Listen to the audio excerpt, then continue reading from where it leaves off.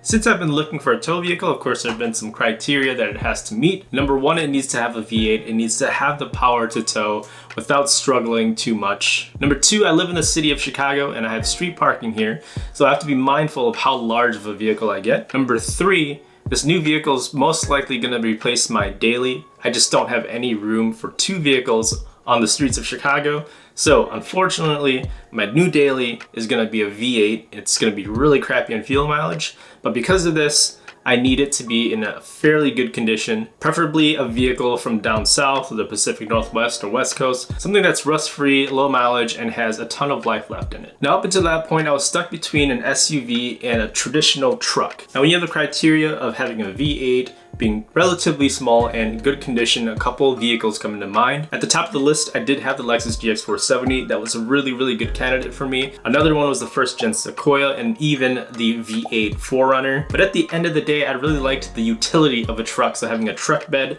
being able to load up wheels and tires and toolboxes and totes of whatever you need without having to remove seats from an SUV every time you went out for a track day. To me, I think it was just time to go ahead and buy a truck. As we all know, trucks are pretty big, especially the ones with a V8. In my heart, I knew I wanted to get a Toyota, so the only thing that I'm looking at is a Tundra, and I wasn't looking to spend too much. But when you think about a V8, a smaller truck, and something clean, of course, I went down south to try and find myself a Tundra. And that's when I found out there's a really cool variation of the Tundra, and it's a single cab, which Toyota calls a regular cab, and it has a short bed. So it's this tiny Toyota Tundra. It looks just so weird because it's so small, but it has the V8, it has the 4.7 option, which is the one I wanted out of the two V8 options. This generation Tundra offered two V8 options, one being the 5.7 and the 4.7. The 4.7 having the iron bottom end, whereas the 5.7 had the aluminum bottom end. The 5.7 of course has a little bit more towing power, but the longevity and the reliability of the 4.7 is what made that decision for me. After some looking, I found this 2007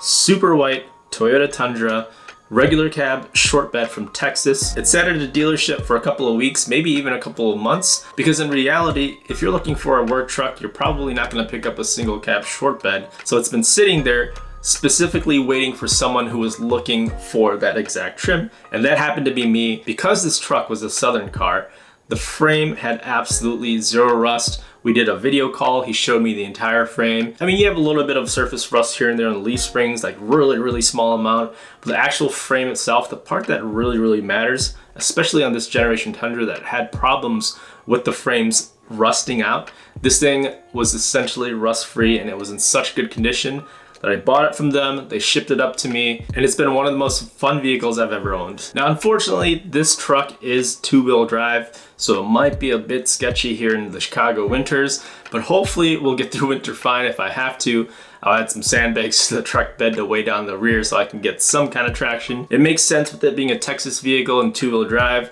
They don't see any snow or anything like that, so a lot of their trucks down there are two-wheel drive. One funny story about the truck: when it was getting shipped up from Texas, it was on an open car trailer, and the transport driver actually got pulled over, and his truck got searched along with my truck that was strapped to the back of his trailer, because this thing was coming from Texas, which is close to Mexico, so they're going through both vehicles looking for drugs. And of course, there were no drugs present, but I thought it was just a funny story that held up the transport time. I was lucky the truck driver actually got a couple photos of law enforcement going through the truck, but now I have my own truck, so I don't have to borrow my dad's truck anymore. At the end of this week is NCM. I'll be at an event with NASA.